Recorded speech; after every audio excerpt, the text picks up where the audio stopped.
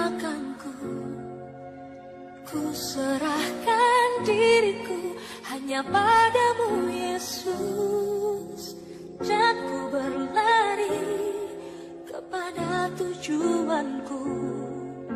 Kau beriku hari yang baru, yang lama telah berlalu. Rencanamu, oh Tuhan, indah bagiku, tak terbatas oleh pikiranku. Firman-Mu ya dan amin, sumber kekuatan, Kau pengharapanku, Kau terbaik bagiku.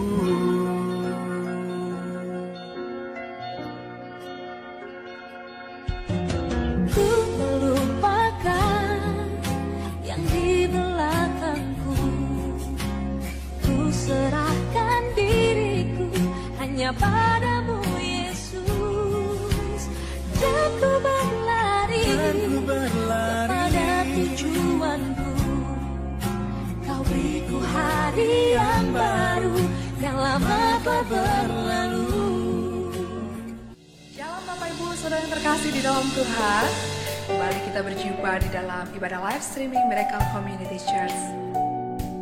Saya percaya dimanapun Bapak Ibu Saudara berada saat ini, damai sejahtera Allah yang melampaui segala akal akan memelihara hati dan pikiran kita di dalam Kristus Yesus.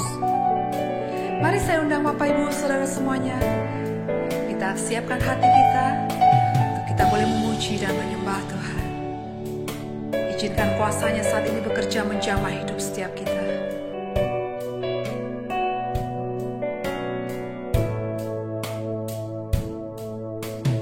Yesus Tuhan ditinggikan atas segala alam, dimuliakan naik ke surga, berikan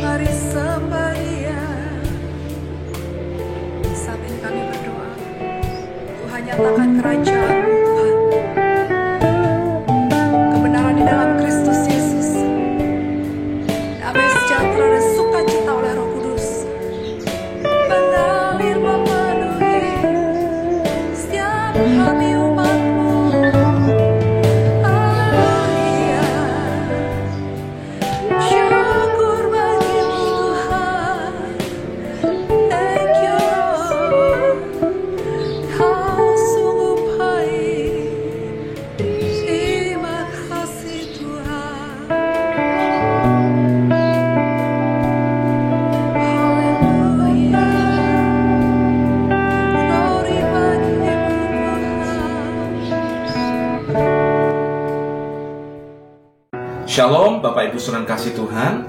Kembali dalam ibadah minggu ini saya mengajak kita untuk kembali kita merenungkan firman Tuhan. Dan sebelum kita sama-sama belajar dan merenungkan firman Tuhan, mari sama-sama kita berdoa, kita memohon anugerah dan hikmat daripada Tuhan. Terima kasih Tuhan, kami bersyukur. Biarkan kami minta roh hikmat, wahyu, dan pengertian turun atas kami, membuka mata dan telinga rohani kami mengerti apa yang menjadi pesan Tuhan buat setiap kami. Selama firman dibagikan, yang sakit disembuhkan, yang susah, yang bingung, kami terima jawaban dan pertolongan daripada Tuhan. Yang mati imannya kami dibangkitkan di dalam nama Yesus. Tuhan, lanjutkan anugerah-Mu buat setiap kami. Engkau Tuhan yang ajaib buat kami, dan Engkau Tuhan yang dahsyat bagi kami. Firman-Mu kebenaran, dan kebenaran itu memerdekakan setiap kami. Terima kasih Tuhan. Urapi hamba-Mu dan setiap umat Tuhan yang menyaksikan siaran live streaming ini. Biarkan mereka ada dalam pengurapan dan berkat Tuhan. Terima kasih Tuhan. Demi nama Yesus kami berdoa dan kami mengucap syukur. Haleluya. Amin.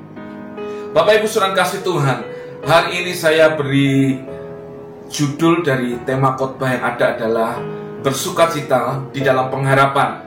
Khotbah ini adalah melanjutkan dari khotbah minggu yang lalu, yaitu Hope in God, pengharapan di dalam Tuhan.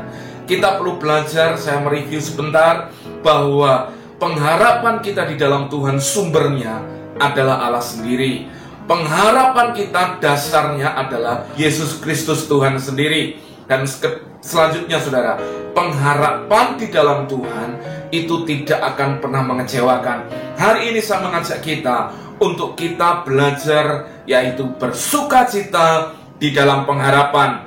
Di hari pencurahan Roh Kudus ini saya percaya bahwa rohnya dicurahkan atas hidup kita untuk menolong, menghibur, dan kita menyadari bahwa ada pengharapan yang terus dimunculkan untuk kita mempercayai karya Tuhan yang semakin dahsyat di waktu-waktu seperti ini. Bapak Ibu, kita buka firman Tuhan di dalam Roma 12 ayat yang ke-11 dan 12. Firman Tuhan berkata, "Janganlah hendaknya kerajinanmu kendor, biarlah rohmu menyala-nyala dan layanilah Tuhan." Saudara, Rasul Paulus kepada jemaat yang ada di Roma menyampaikan, janganlah hendaknya kerajinanmu kendor. Kata kerajinan yaitu diligently, ketekunan, jangan sampai kendor.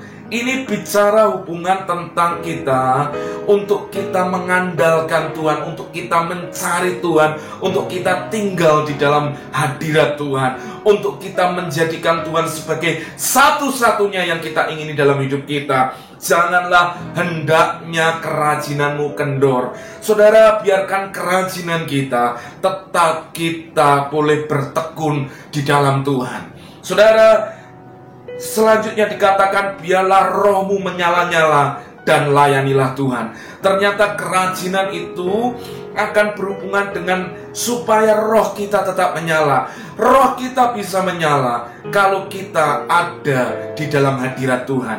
Roh kita menyala waktu kita itu ada di dalam pengurapan Tuhan. Roh kita akan semakin menyala-nyala saat kita ada di bait Tuhan. Saudara, biarlah rohmu menyala-nyala dan layanilah Tuhan. Kata layanilah Tuhan berbeda dengan layani pekerjaan Tuhan. Saudara, kalau kita lihat dengan situasi yang terjadi, kita belum bisa mengadakan ibadah secara tatap muka, kita belum bisa berkumpul bersama-sama, bukan berarti kita tidak bisa melayani Tuhan. Justru kerajinan kita harus semakin kuat, semakin kita bertekun, dan roh kita tetap tambah menyala-nyala. Orang yang menyala-nyala adalah orang yang punya sebuah gairah, sebuah passion yang kuat di dalam Tuhan. Orang yang seperti ini, saudara, tetap bisa melayani Tuhan. Pelayanan kita bukan hanya ada pada mimbar gereja. Saudara perhatikan, pelayanan bukan masalah kita beraktivitas agamawi. Tidak semua yang namanya aktivitas agamawi adalah melayani Tuhan.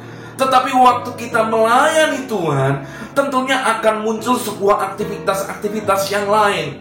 Saudara, Justru kalau kita belum bisa ibadah di gedung yang sama untuk berkumpul bersama-sama, saya mengajak, ini waktunya kita melayani Tuhan secara pribadi dengan keluarga kita. Saudara bekerja, saudara melayani keluarga, saudara sedang melayani Tuhan. Justru jangan kendorkan semangatmu, justru jangan saudara kurangi sukacitamu.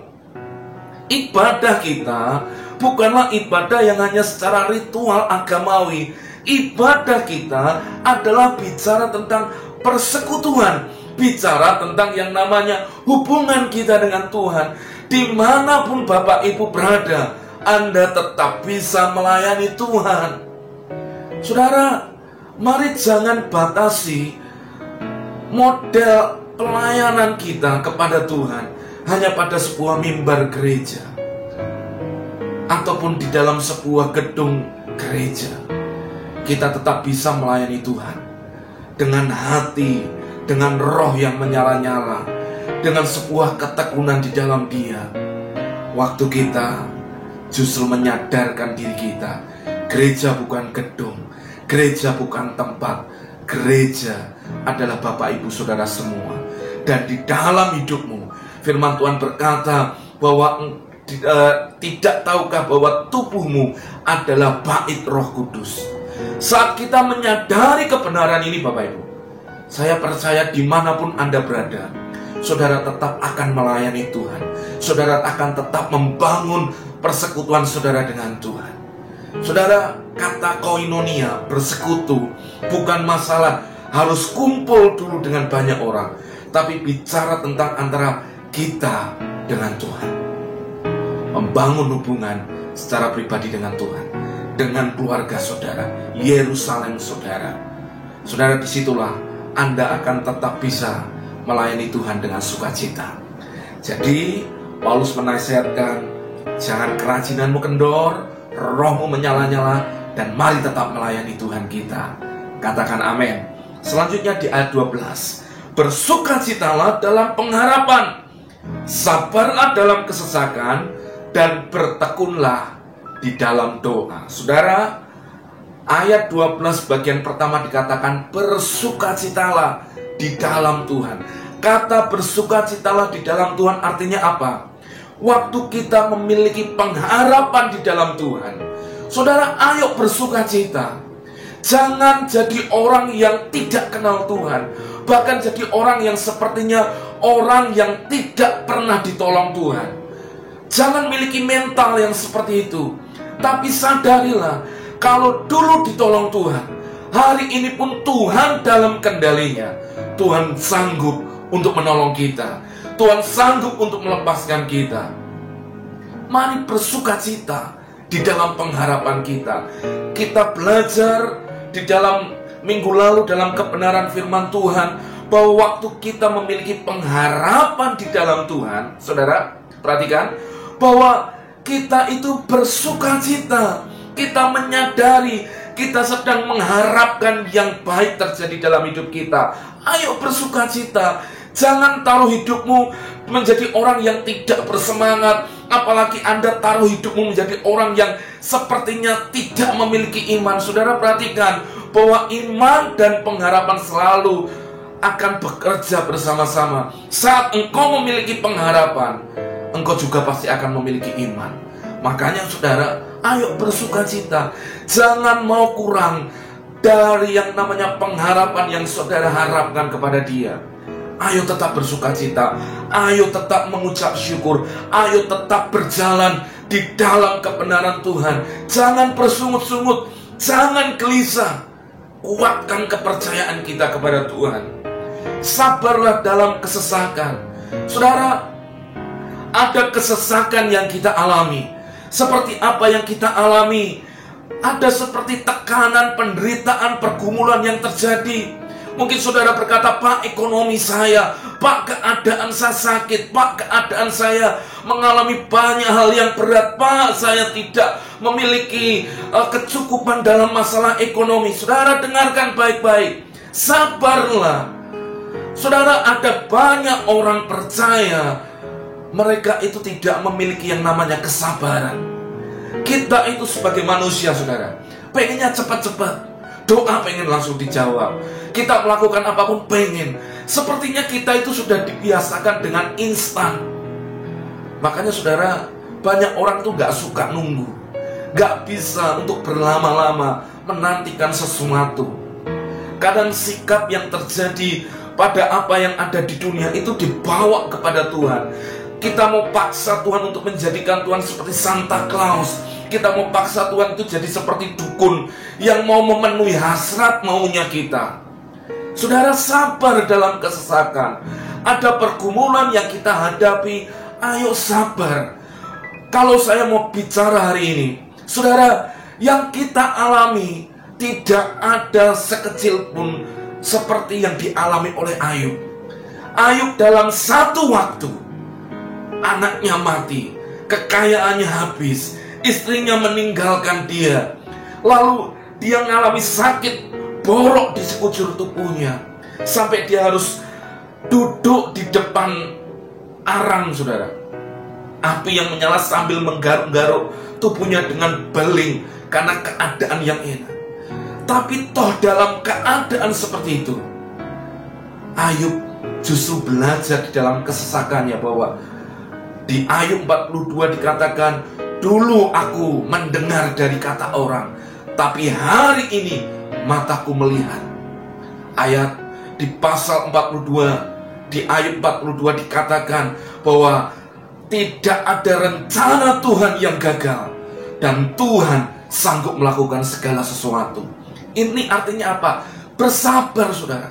Kadang ketika kita menjalani yang namanya kesusahan, penderitaan, kita itu pengen teriak dan kita pengen cepat-cepat keluar. Saudara, setiap lembah kelam yang diizinkan terjadi, Tuhan bisa ubah yang namanya lembah yang berair mata menjadi lembah yang bermata air.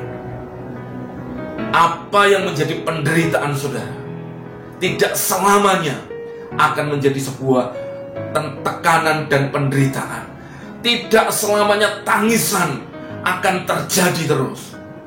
Tangisan sepanjang malam, tapi tepat pagi hari akan mulai terdengar sukacita dan tarian. Tidak selamanya yang kita alami ini akan terus seperti itu. Karena kita tahu selama kita ada pengharapan di dalam Tuhan, Tuhan tetap merancangkan rancangan yang terbaik di dalam hidup kita. Bukan rancangan kecelakaan, bukan rancangan kematian, tapi rancangan damai sejahtera buat hidup kita. Saudara bisa katakan amin? Saudara bisa katakan amin? Saudara, ayo coba bangun diri saudara di atas dasar pengharapan yang murni yang saudara taruh di dalam rencana Tuhan yang besar itu. Sabar saudara di dalam kesesakan. Kita sering menyanyikan lagu Waktu Tuhan pasti yang terbaik, walau kadang tak mudah dimengerti. Saudara, kita tahu ada waktu Tuhan, tapi seringkali justru di tengah waktu itu kita menjadi orang yang meronta-ronta, seperti orang yang tidak percaya. Ayo, taruh imanmu, taruh pengharapanmu, bersukacitalah dalam pengharapan. Saudara, pengharapan itu tidak akan mengecewakan kita. Dan yang terakhir dikatakan, bertekunlah di dalam doa. Saudara, dalam masa-masa seperti ini, ayo menjadi orang yang memiliki sebuah gaya hidup yang berdoa. Saya mengajak Bapak Ibu, ayo berdoa. Di tengah semua yang tidak bisa kita lakukan, mari berdoa. Kalau jalan depan tertutup, jalan kiri tertutup, kanan tertutup, ke belakang tidak bisa kita terjepit, masih ada jalan yang namanya jalan doa, di mana saudara berdoa, hadapkan pengharapanmu kepada Tuhan. Banyak orang tidak suka berdoa. Justru hari ini sepertinya kita dipaksa untuk kita mulai belajar berdoa. Saudara, gereja harus menjadi gereja yang berdoa, gereja yang menyembah. Saya pun saudara dengan keluarga saya melatih diri saya untuk berdoa. Kadang ketika mau berdoa, saudara, kadang ada melihat banyak hal.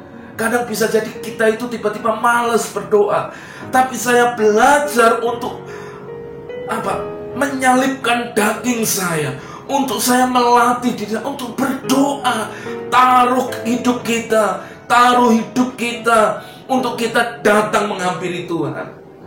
Di sanalah saudara akan melihat bagaimana Tuhan yang kita sembah, Tuhan yang kita percayai, Tuhan di mana kita taruh pengharapan kita kita akan melihat dia Tuhan juga yang akan berperkara dalam hidup kita. Katakan amin. Yesus hanya sejauh doa. Ada banyak hal yang kita alami, tapi kita percaya waktu kita memiliki pengharapan di dalam Tuhan, kita akan memiliki sukacita yang luar biasa. Saudara, dalam Alkitab ada satu contoh yang saya mau berikan buat kita mau belajar. Di mana saudara, harusnya orang ini sudah hopeless, tidak memiliki pengharapan. Tapi Yesus mau menunjukkan kepada kita, di tengah keadaan yang tidak memungkinkan pun, Tuhan tetap bisa melakukan mujizat yang besar dan dahsyat dalam hidupnya. Dan saya mau kita belajar. Saudara, saya tahu keadaan ini memang berat dialami. Saudara, kalau saudara lihat dengan keadaan yang ada ini, saudara, dengan adanya sebuah pandemi yang terjadi, banyak orang yang terjangkiti, bahkan dalam satu hari hampir 1.000 orang. Saudara, kadang itu bisa membuat hati kita gentar. Tapi saya mau berkata, tetap harapkan yang terbaik di dalam Tuhan. Jadi orang yang berhikmat, saudara, katakan amin. Saudara, percaya hidup kita itu ada di dalam Tuhan. Jangan nekat.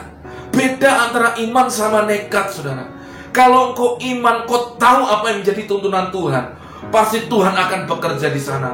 Tapi kalau nekat, saudara, kita nggak libatin Tuhan, tapi kita coba mensugesti diri kita, lalu yang terjadi akhirnya terjadi banyak hal yang tidak baik terjadi buat kita. Lalu kita sepertinya menyalahkan Tuhan. Saudara, ayo hari ini kita belajar untuk memiliki pengharapan dan kita bersukacita di dalam pengharapan. Bapak Ibu bisa buka di dalam Alkitab, Bapak Ibu, di dalam Yohanes pasal yang kelima. Kita akan baca dari ayat yang pertama sampai ayat yang ke-9. Yohanes pasal yang kelima, ayat yang pertama sampai yang ke-9. Sesudah itu ada hari raya orang Yahudi, dan Yesus berangkat ke Yerusalem. Perhatikan, Yesus berangkat ke Yerusalem. Di Yerusalem dekat pintu gerbang domba ada sebuah kolam yang dalam bahasa Ibrani disebut dengan Bethesda. Ada 5 serambinya. Dan di serambi-serambi itu berbaring sejumlah besar orang sakit, orang buta, orang-orang timpang, dan orang-orang lumpuh yang menantikan goncangan air kolam itu. Ini yang dipercaya mereka.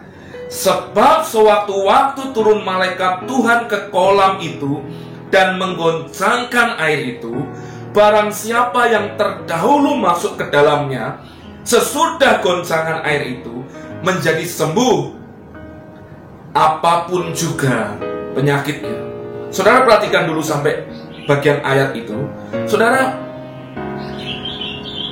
ketika sampai di pintu gerbang domba, Yesus masuk ke tempat yang namanya Bethesda ini, saudara. Dan di Bethesda ada banyak orang yang sakit di sana. Diceritakan ada orang buta, orang timpang, ada orang lumpuh. Ngapain mereka? Mereka menantikan air tergoncang. Saudara, kalau kita baca cerita ini, kenapa mereka bisa berpikir tiba-tiba air bergoncang seperti turun malaikat? Siapa yang masuk pertama kali ke dalam kolam itu, mereka akan sembuh. Cerita itu muncul dari mana? Ternyata ketika saya mencoba untuk cari referensinya dalam internet, ternyata di dalam kolam Bethesda itu, saudara, ada sebuah sejarah Helenisme yang terjadi di sana. Sebelumnya kolam Bethesda itu memiliki banyak fungsi. Ya, salah satunya adalah tempat dilaksanakan ritual pembaptisan dalam agama Yahudi. Jadi saudara, awal mulanya kolam Bethesda untuk kolam pembasuhan, pembaptisan bagi mereka yang ada dalam budaya Yahudi, sebagai kolam baptisan Yahudi yang disebut dengan mikveh. Lalu saudara, mereka dibaptis dalam tradisi Yahudi yang disebut dengan tevilah. Jadi mereka seperti ditabiskan gitu saudara. Tetapi dengan adanya yang namanya Helenisme di Israel, Helenisme terjadi yang namanya percampuran antara budaya Romawi, Yunani saudara. Apa yang terjadi di sana? Kolam Bethesda akhirnya berubah menjadi tempat pemujaan dewa kesembuhan yang disebut dengan dewa Asklepius. Jadi saudara perhatikan ini. Kenapa orang-orang yang sakit ada di sana? Karena mereka ada dalam sebuah budaya Romawi dan Yunani yang bercampur tentang pemujaan kepada dewa kesembuhan yang namanya Asklepius. Lalu pemujaan terhadap Asklepius ini tersebar di seluruh wilayah kekaisaran Romawi. Dan salah satunya tempat yang dibangun adalah di kolam Bethesda itu. Kalau saudara perhatikan, saudara nanti lihat di dalam budaya mereka, lambang Asklepius adalah ular, saudara. Dan sampai hari ini kita dapat menemukan lambang ular dipakai untuk pengobatan, untuk dunia medis. Dan Asklepius ini memiliki anak namanya Dewi Higia dan Panacea. Ini yang juga diturunkan dalam bahasa modern dengan kata higienis dan panacea, istilah dalam dunia kedokteran. Jadi ini bicara tentang apa saudara? Kenapa orang-orang itu ada di sana? Karena mereka mempercayai ada sebuah penyembahan berhala yang juga ada di sana. Jadi sesungguhnya orang-orang di sana itu percaya bahwa dewa Asklepius ini suatu kali akan datang ke sana menggoncang air, dan mereka percaya waktu air bergoncang yang masuk ke air itu akan sembuh. Saudara perhatikan bahwa kolam Bethesda telah menjadi tempat yang sama sekali bukan ritual untuk yang namanya ibadahnya orang Yahudi, tetapi justru menjadi tempat untuk menyembah akan Asklepius dewa dalam kepercayaan Yunani. Saudara, ini seperti sebenarnya akan menunjukkan apa? Banyak orang sakit ketika mereka sudah tidak memiliki pengharapan di dalam Tuhan. Banyak orang yang mungkin sudah berlama-lama bertahun-tahun sakit. Yang terjadi kalau mereka melepaskan kepercayaan dan pengharapannya di dalam Tuhan, yang terjadi adalah seperti mereka ini. Mereka akhirnya mempercayai sesuatu yang bukan Tuhan. Percaya kepada sebuah kepercayaan penyembahan berhala. Saudara bisa lihat, mereka ada banyak orang, mereka orang-orang Yahudi, mereka yang sakit ada di sana. Mereka sepertinya mau mengharapkan, siapa tahu dewa itu turun dan menggoncang air dan menjadi sembuh. Kalau saya mau bertanya buat saudara, kemungkinan apakah dewa Asklepius ini bisa menyembuhkan mereka? Ketika saya coba mencari-cari saudara, ternyata jawabannya bisa saudara. Tapi ada kata tapinya. Kesembuhan seolah-olah bisa terjadi juga dari setan, dari dukun, dari sesuatu yang bukan Tuhan intinya. Tapi dengar, setiap sesuatu yang iblis atau setan kerjakan yang bukan dari Tuhan selalu akan memiliki syarat dan ada sesuatu yang akan diminta.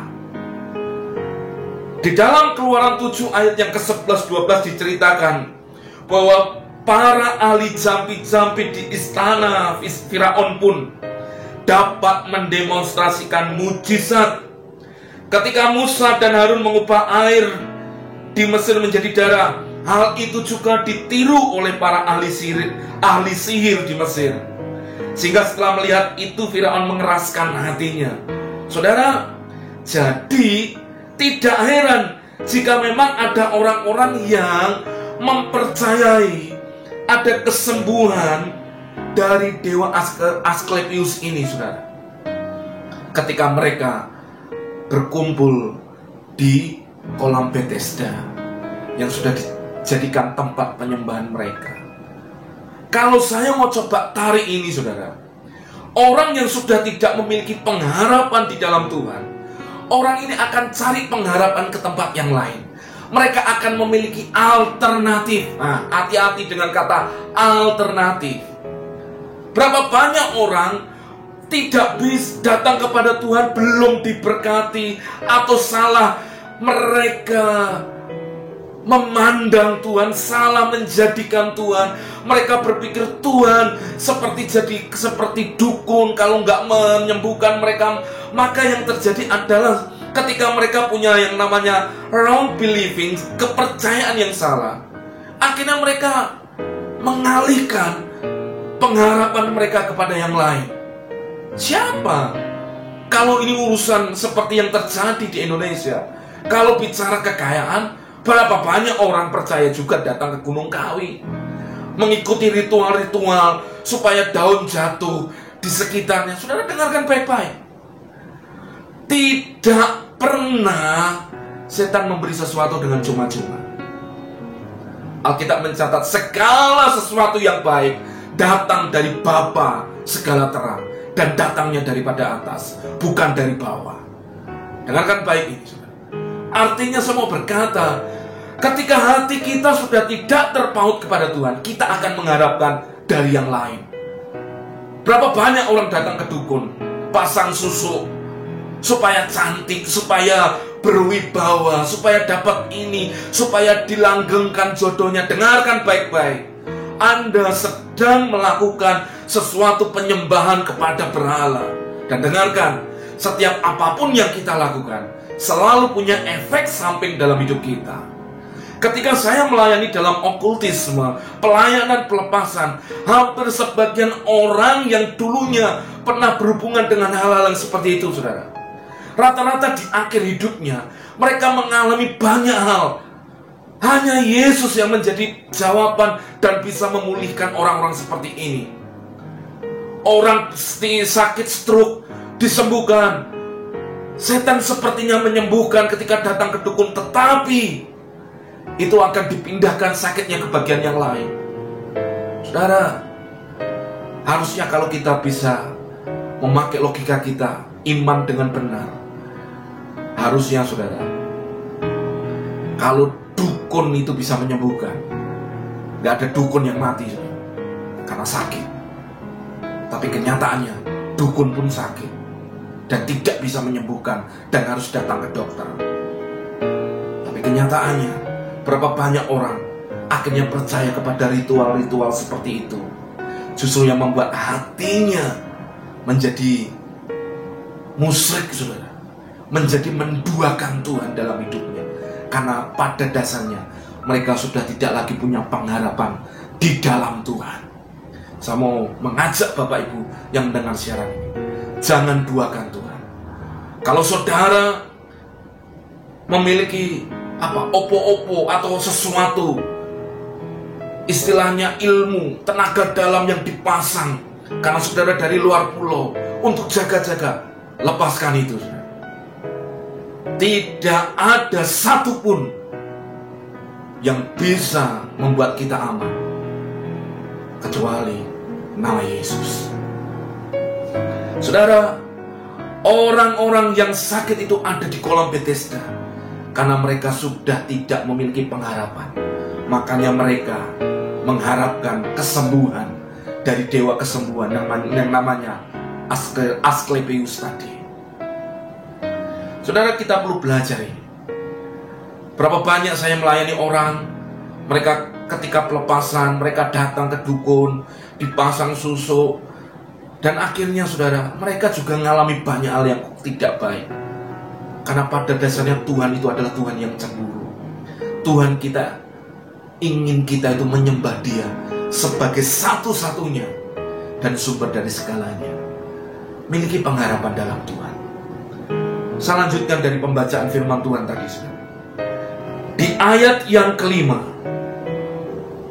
di situ ada seorang yang sudah 38 tahun lamanya sakit. Sudah 38 tahun sakit lumpuh, saudara. Ketika Yesus melihat orang itu berbaring di situ, dan karena ia tahu bahwa ia telah lama dalam keadaan itu, berkatalah ia kepadanya, maukah engkau sembuh? Saudara, perhatikan ini. Di tengah mereka mengharapkan kepada dewa yang lain, saudara, Yesus tiba-tiba menghampiri orang yang sudah sakit 38 tahun. Orang yang sakit 38 tahun ini sudah sakit dalam hatinya, rohnya, jiwanya, juga fisiknya. Saudara bisa lihat dari fisiknya. Kalau orang sudah sakit 38 tahun, lumpuh lagi, pasti ada sakit yang dialami yang namanya atrofi otot, saudara. Apa itu? Orang kalau sudah nggak bisa bergerak lama, bertahun-tahun, saudara, maka ototnya itu akan mengalami yang namanya mengecil, saudara. Sehingga karena nggak difungsikan, orang yang mengalami ini susah untuk bisa berjalan, saudara. Hanya mujizat Tuhan saja yang bisa melakukan untuk kesembuhan buat orang seperti ini, karena ototnya pasti mengecil. Yang kedua, orang ini kalau alat mobilitasnya tidak dipakai, kakinya nggak dipakai karena dia lumpuh, maka yang sakit adalah, saudara, maka dia juga terjadi namanya osteoporosis. Tulangnya pasti akan rapuh. Itu pasti. Apalagi ini 38 tahun. Bicara tentang fisik. Yang kedua bicara tentang kejiwaan. Orang ini saya pastikan secara kejiwaan, orang ini sakit jiwanya, saudara. Kok bisa? Nanti saudara bisa cek. Ketika Yesus bertanya, maukah engkau sembuh? Jawabannya mau atau tidak, ya atau tidak. Tapi orang ini menjawab, Tuhan, tidak ada yang menurunkan aku ke dalam kolam itu apabila airnya mulai bergoncang, dan sementara aku menuju ke kolam itu, orang lain sudah turun mendahului aku. Orang ini sudah mengalami yang namanya kekecewaan. Jiwanya penuh dengan kepahitan karena dia selalu tertinggal dan dia mengalami tidak mungkin bisa disembuhkan. Saudara perhatikan ini. Jiwanya pahit, sakit. Ketika Tuhan bertanya, maukah engkau sembuh? Jawabannya bukan ya atau tidak, tapi dia coba mengutarakan alasan kekecewaan dia. Dia mau berkata, Pak, saya sakit hati. Katanya Tuhan menyembuhkan, kenapa Tuhan tidak menyembuhkan saya? Berapa banyak orang seperti ini. Dia sakit fisik karena jiwanya juga sakit, saudara. Kecewa sama suami, kecewa sama istri, kecewa dengan anak-anaknya, kecewa dengan mertuanya, kecewa dengan teman sahabatnya, kecewa dengan pendetanya. Saudara, kekecewaan, kepahitan itu yang akan menutup hati kita justru dengan mujizat Tuhan. Padahal Tuhan sudah menawarkan, maukah engkau sembuh? Saudara, kita semua memiliki sebuah pengalaman di masa lalu, dan pengalaman di masa lalu bisa membentuk hidup kita. Kalau kita nggak disembuhkan, kita nggak disembuhkan jiwa kita, kita nggak dipulihkan jiwa kita. Berapa banyak crack dalam jiwa kita, dalam pikiran kita, perasaan kita, saudara. Justru saya mau mengajak kita semua hari ini belajar dari orang yang sakit 38 tahun ini. Kenapa kadang orang seperti tertutup dalam hidupnya, tertutup yang namanya jalan mujizatnya, bahkan seperti semuanya itu gelap, saudara. Jangan-jangan bisa jadi kemungkinan besar hati kita ini susah untuk mengampuni karena terlalu pahit dengan kehidupan. Saya mengajak Bapak Ibu, kalau kepahitan menutup hidupmu, izinkan kasih Tuhan datang menjamaimu, mengampuni orang-orang yang menyakiti hatimu. Mohon ampun kepada Tuhan atas segala sesuatu kepahitan. Dan berapa banyak orang menyalahkan Tuhan dengan keadaan yang terjadi dalam hidupnya. Saudara, kekecewaan akan menutup kita dari yang namanya mujizat Tuhan. Saudara bisa lihat nanti, ketika berita tentang kebangkitan Tuhan disampaikan, Maria Magdalena yang mendengar malaikat itu, tiba-tiba dia berkata kepada malaikat itu, "Di manakah Tuhan menyembunyikan jasad daripada Tuhan? Tolong." Saking sedihnya karena tidak ada, menutup pandangan dia dari yang namanya malaikat Tuhan itu. Saudara, kekecewaan, kepahitan hati akan menutup kita daripada jawaban dan mujizat Tuhan. Dan tentunya saya bisa berkata, orang ini yang sudah sakit 38 tahun sudah kehilangan pengharapan. Bahkan kalau saya boleh bisa menyimpulkan, orang ini hanya tinggal nunggu mati aja, karena sudah gak ada pengharapan sama sekali. Karena dalam dirinya sudah tidak ada lagi sebuah kegairahan akan Tuhan. Dalam hatinya sudah tidak ada passion lagi untuk dia mengalami kesembuhan. Orang seperti ini, saudara, perlu disembuhkan jiwanya dulu. Dan nanti kita bisa lihat, Tuhan itu kalau menyembuhkan, bukan hanya fisiknya saja, tapi Tuhan menyembuhkan rohnya, jiwanya, dan fisiknya secara utuh. Saudara, akhirnya Tuhan berkata kepada orang ini, kata Yesus kepadanya, "Bangunlah, angkatlah tilammu, dan berjalanlah." Apa yang disampaikan Yesus adalah sebuah kalimat perintah. Bangunlah, angkatlah tilammu, dan berjalanlah. Ini Yesus ingin membangkitkan sebuah iman dan pengharapan daripada orang sakit 38 tahun ini. Apa yang dibangkitkan? Percayanya. Bangun.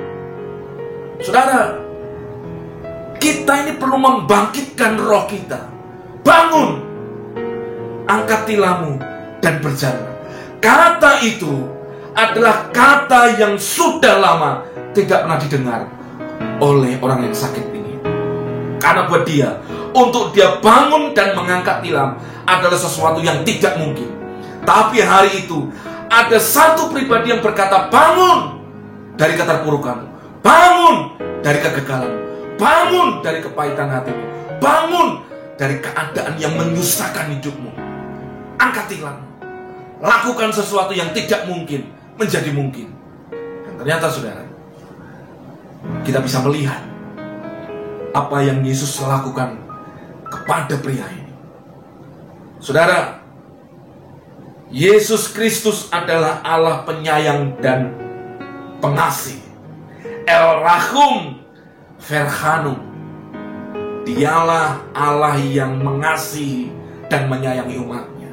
Wah, betapapun manusia sering menduakan Tuhan, betapapun manusia sering, saudara, juga ikut menyembah kepada yang lain-lainnya. Perhatikan, kasih karunia Tuhan, anugerah Tuhan mengalahkan semuanya itu. Bahkan sudah bisa lihat, di kuil berhala pun, tempat yang paling Tuhan benci, karena ada penyembahan lain, namun dia datangi juga dan menyatakan mujizatnya kepada orang yang sakit 38 tahun ini. Saudara, renungkan ini. Bethesda, tempat penyembahan berhala.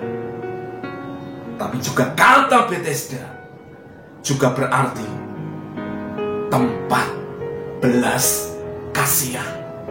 atau kolam kasih setia, di mana di tempat penyembahan berhala Tuhan tunjukkan kasih karunia-Nya, belas kasihan-Nya, dan menyatakan mujizat dan kuasa kemuliaan-Nya dinyatakan di sana.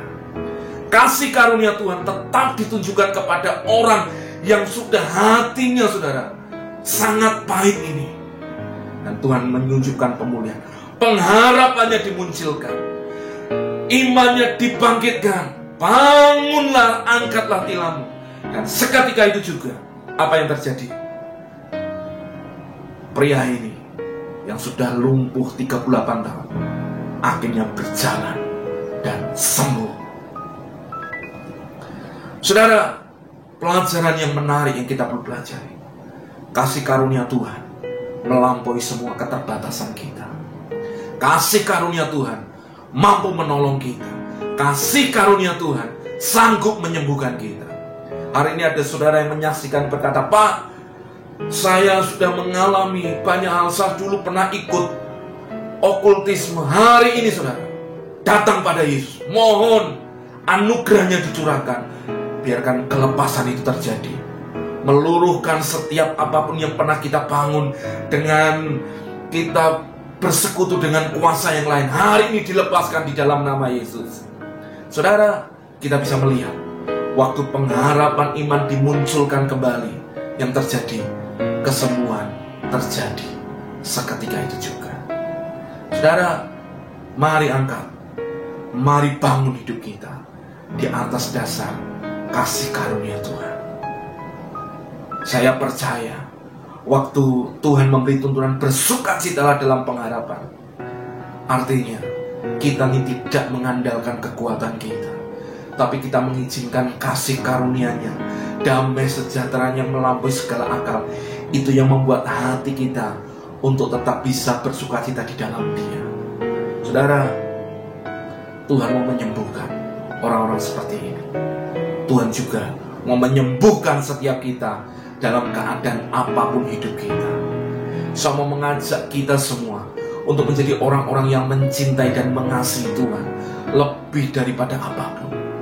Kasih karunia Tuhan ada buat setiap kita. Dialah Allah Jehovah Rafa, Allah yang menyembuhkan. Amin. Jadi waktu saya mengajak sudah bersukacita dalam pengharapan, artinya apa? Pengharapan kita mungkin hari ini sudah luluh. Ayo bangun di atas dasar kasih karunia ini. Saudara akan melihat perbuatan besar Tuhan terjadi di dalam hidup setiap kita. Haleluya. Saudara perhatikan di ayat yang ke-14. Kemudian Yesus bertemu dengan dia di dalam bait Allah, lalu berkata kepadanya, "Engkau telah sembuh, jangan berbuat dosa lagi, supaya padamu jangan terjadi yang lebih buruk." Kenapa Yesus perlu mengingatkan kepada orang yang lumpuh yang sudah disembuhkan? Artinya Yesus mau berkata, kasih karunia yang engkau terima jangan menjadi kesempatan untuk engkau terus berdosa. Kasih karunia bukan sebuah legalitas untuk berbuat seenaknya akan dosa, tapi kasih karunia membuat engkau hidup di dalam kebenaran Tuhan. Kasih karunia-Nya yang akan membawa hidup kita mengalami setiap kebaikan Tuhan. Saudara, percaya janji Tuhan, percaya kasih karunia Tuhan, percaya pribadi Yesus. Yesus mau memulihkan pengharapan kita. Hari ini di tengah kondisi apapun yang terjadi buat bangsa kita, dimanapun saudara tinggal, di kota manapun, saudara, apapun yang kau alami, mari taruh pengharapan saudara, hadapkan itu kepada Tuhan, dan menjadi orang-orang yang mengasihi Tuhan. Amin. Jadi orang-orang yang mencintai Tuhan lebih daripada apapun. Dan saudara akan melihat pengharapan yang dimunculkan itu akan menjadi sauh yang kuat buat jiwa kita, aman buat kita. Taruh pengharapan saudara di dalam nama Yesus. Amin. Mari kita berdoa. Tuhan, kami percaya Tuhan mengajar kami untuk kami bersukacita di dalam Tuhan, di dalam pengharapan kami di dalam Tuhan. Oleh sebab itu kami meresponi dengan benar. Kami sadar Hidup kami kadang seperti orang yang sakit lumpuh 38 tahun ini ya Tuhan. Oleh sebab itu kami berkata, ya Tuhan, kami mau bangkitkan iman kami, kami bangkitkan pengharapan kami, untuk kami tetap berjalan dengan mata kami memandang kepada Tuhan, terus terhubung dengan Tuhan, hidup dalam kasih karunia Tuhan, membuat apa yang kami harapkan terjadi dalam hidup kami. Terima kasih Tuhan, Engkau memberkati setiap umat Tuhan. Mereka yang sakit disembuhkan di dalam nama Yesus. Mereka yang terikat, mereka yang pernah berhubungan dengan kuasa-kuasa kegelapan, okultisme, penyembahan berhala, hari di dalam nama Yesus, turunlah belas kasihan Tuhan, memulihkan, melepaskan setiap kuasa-kuasa apapun yang ditanam di dalam tubuh yang bukan dari Tuhan, kami cabut di dalam nama Yesus sampai seakar-akarnya. Terjadi yang namanya kelepasan, terjadi yang namanya kesembuhan. Haleluya. Dan setiap apapun Tuhan, bahkan yang mati pengharapannya hari ini dimunculkan, ditumbuhkan kembali. Dan kami melihat kuasa Tuhan turun atas setiap kami. Terima kasih Tuhan, hamba-Mu selesai bicara. Dengan cara sederhana biarkan Tuhan yang terus berbicara kepada umat-Mu dan menangkap kebenaran ini. Tetap kasih karunia Tuhan ada buat kami di masa-masa apapun yang kami hadapi, dan membuat kami kuat dan berdiri berjalan di dalam iman. Terima kasih Tuhan. Terima kasih Tuhan Yesus. Kami percaya dan kami bersyukur atas setiap kebaikan Tuhan. Demi nama Yesus kami berdoa, kami ucap syukur. Haleluya. Amin. Shalom Bapak Ibu, saya mau mengajak kita untuk sama-sama masuk dalam sakramen perjamuan kudus. Bapak Ibu bisa gantikan roti dan anggur dengan apa yang ada di rumah Bapak Ibu. Mari kita imani bahwa persekutuan kita di dalam Tuhan tidak pernah sia-sia. Persekutuan dengan tubuh dan darah Tuhan membawa kita kepada yang namanya kesehatan ilahi dan kesembuhan ilahi. Mari angkat roti tinggi di atas kepala kita. Tuhan, kami percaya bahwa apa yang ada di tangan kami adalah persekutuan dengan tubuh Kristus. Firman Tuhan berkata, pada malam sebelum Ia diserahkan, Ia mengambil roti, mengucap berkat dan berkata, inilah tubuhku yang terpecah-pecah bagi kamu. Ambillah, makanlah, sebab setiap kali engkau memakannya, engkau mengingat dan memberitakan kematian Tuhan. Segala kutuk kita sudah ditimpakan atas tubuh Yesus di atas kayu salib. Hal yang kita terima adalah berkat Tuhan di balik apa yang Tuhan lakukan. Bapak Ibu yang percaya, apakah engkau percaya bahwa apa yang tanganmu adalah persekutuan dengan tubuh Kristus? Engkau yang percaya, mari makan di dalam nama Yesus.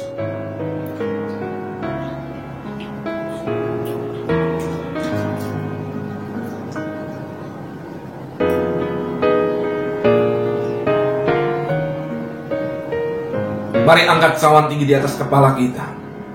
Sudah itu Ia mengambil cawan dan berkata, cawan ia cawan perjanjian baru yang dimeteraikan oleh darah Yesus. Ambillah, minumlah, sebab setiap kali engkau meminumnya, engkau mengingat dan memberitakan kematian Tuhan. Ada penebusan dosa, ada pengampunan dosa, ada kelepasan, ada kesembuhan.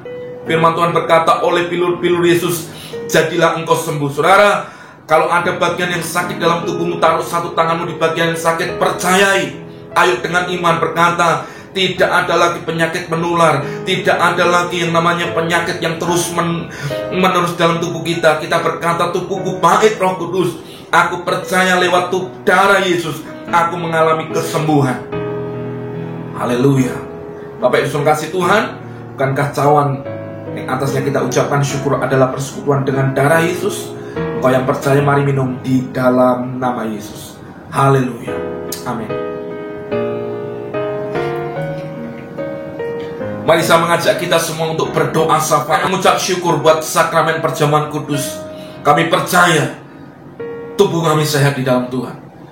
Keluarga kami, keuangan kami, ekonomi kami, masa depan kami, anak-anak kami, keluarga besar kami, jemaat Tuhan, gereja Tuhan diberkati oleh Tuhan. Terima kasih Tuhan. Kami berdoa Tuhan buat bangsa dan negara kami di dalam nama Yesus. Kami berdoa dengan sepakat untuk seluruh umat Tuhan. Kami berdoa biarkan Tuhan Indonesia boleh lepas dari yang namanya pandemi COVID-19 ini. Tuhan memberi hikmat, semuanya boleh segera selesai. Dan kami berkata, pasti selesai. Tuhan ambil alih bangsa ini. Berkat pemimpin bangsa kami menjadi wakil Tuhan yang memberi kebijakan. Tuhan, Kau yang menolong mereka dengan hikmat-Mu. Kami juga berdoa buat mereka yang sakit, dimanapun mereka berada. Tuhan menyembuhkan, karena yang dari virus ini Tuhan, Tuhan menyembuhkan. Tidak ada yang mati, yang sembuh semakin banyak. Tidak ada yang mati. Terima kasih. Kami melihat mujizat Tuhan. Pulihkan ekonomi atas bangsa ini. Semua lini, semua perekonomian, semua sendi-sendi apapun Tuhan, di dalam pekerjaan usaha semuanya diberkati Tuhan. Tidak ada lagi kebangkrutan, tidak ada lagi kepailitan. Yang ada pemulihan di segala aspek terjadi bagi bangsa ini. Terima kasih Tuhan. Demi nama Yesus kami berdoa, kami mengucap syukur. Mari yang percaya dengan iman sepakat dengan saya berkata amin. God bless you all. Sampai ketemu dalam siaran live streaming berikutnya. Amin.